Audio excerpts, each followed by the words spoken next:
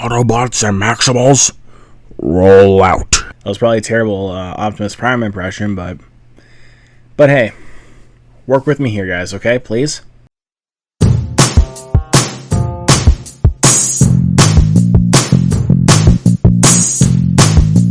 What's going on, film movie lovers, and welcome back to the Luke Ponto channel, here to bring you guys another brand new movie review.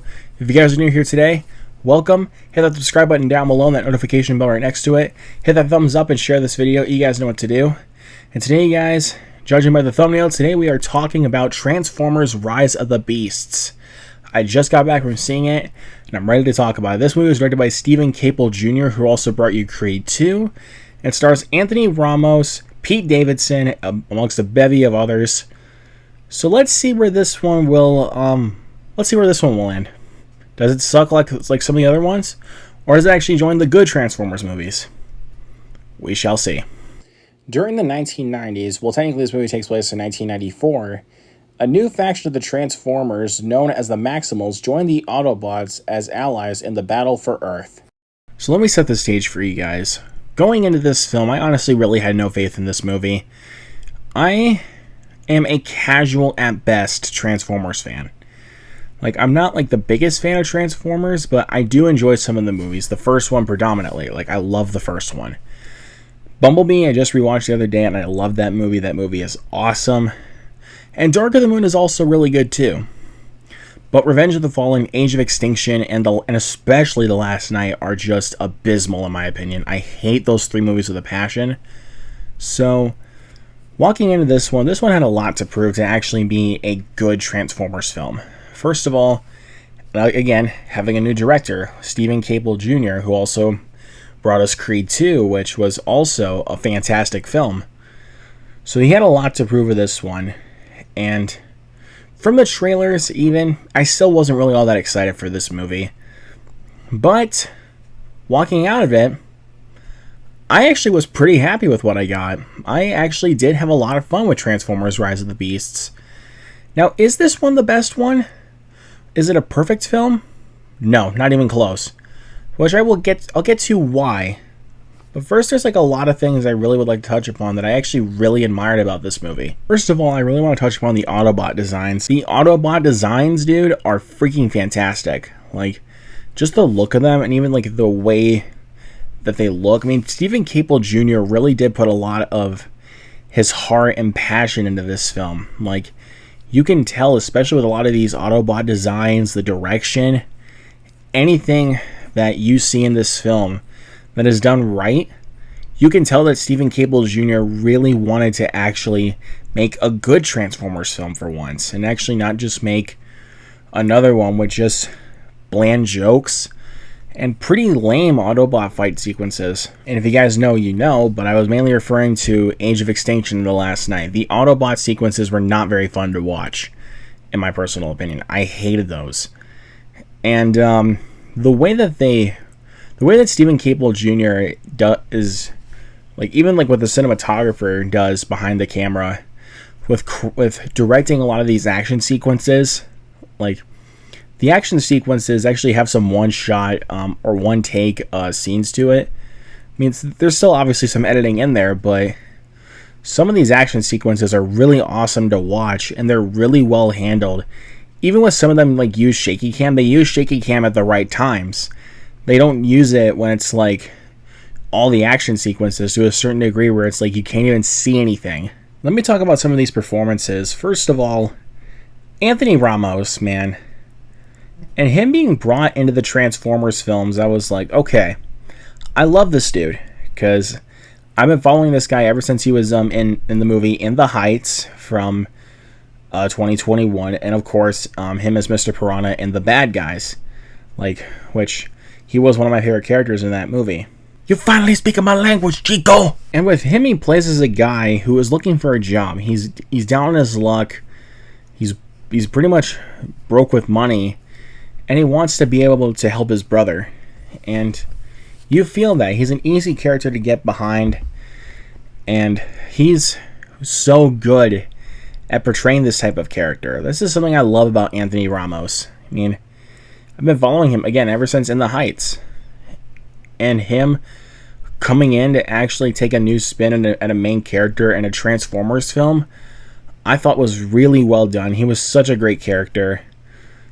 Great performance as well. And also some really good fight sequences in the third act, which, again, this review is going to be spoiler-free. So you guys are safe here. This review is completely spoiler-free. But dude, Anthony Ramos as Noah was such a great character.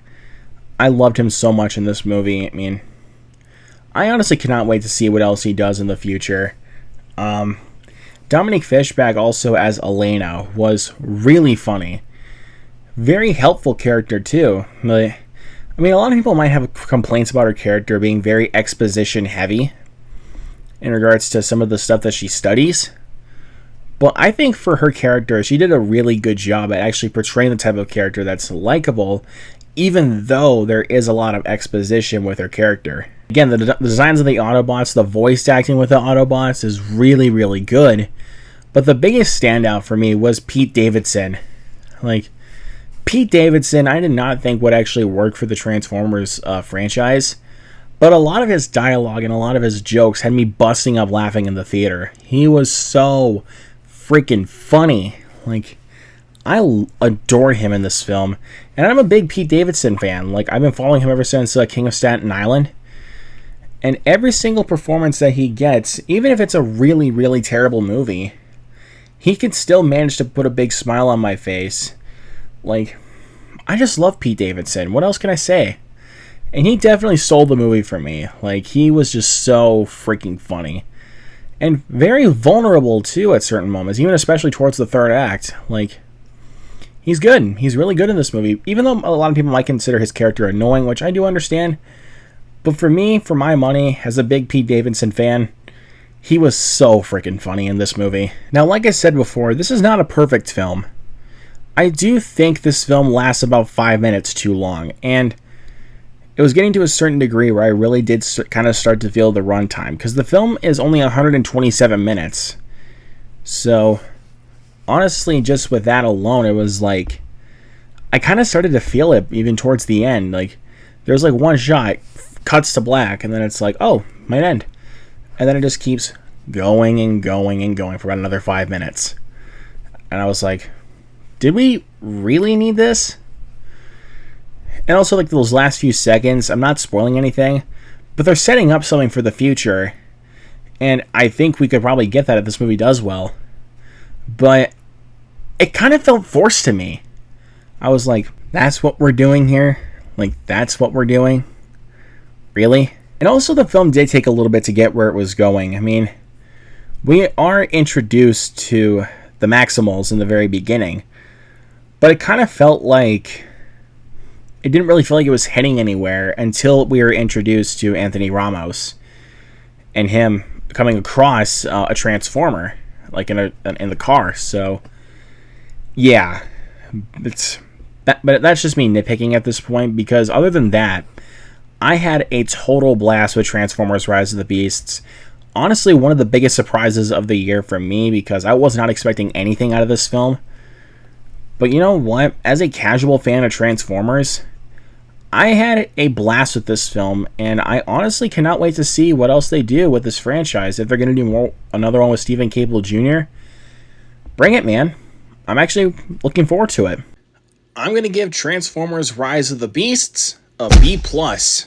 So yeah, I mean, if you guys are big Transformers fans, go see it. You're going to have a great time.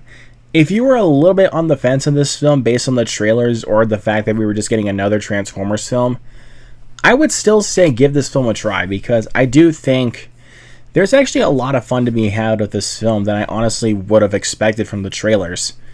So I would say give this movie a try this weekend. But of course, this is my opinion. Let me know down in the comments below what you guys thought of Transformers Rise of the Beasts. Is this your new favorite Transformers film? Which one is your favorite? Let me know all of that down in the comments below. Hit that subscribe button once again and that notification bar right next to it. Hit that thumbs up and share this video. You guys know what to do. And look forward to more videos hitting the channel very soon, including more traditional movie reviews, like for The Flash coming up here fairly soon. And of course, for Indiana Jones and the Dial of Destiny, Mission Impossible Dead Reckoning Part 1. And of course, more live streams and watch-alongs. So I hope you guys are in for the ride. It's going to be a blast. So thank you all so much for watching. If you guys want to see more content from me, make sure you subscribe, and I will see you guys next time.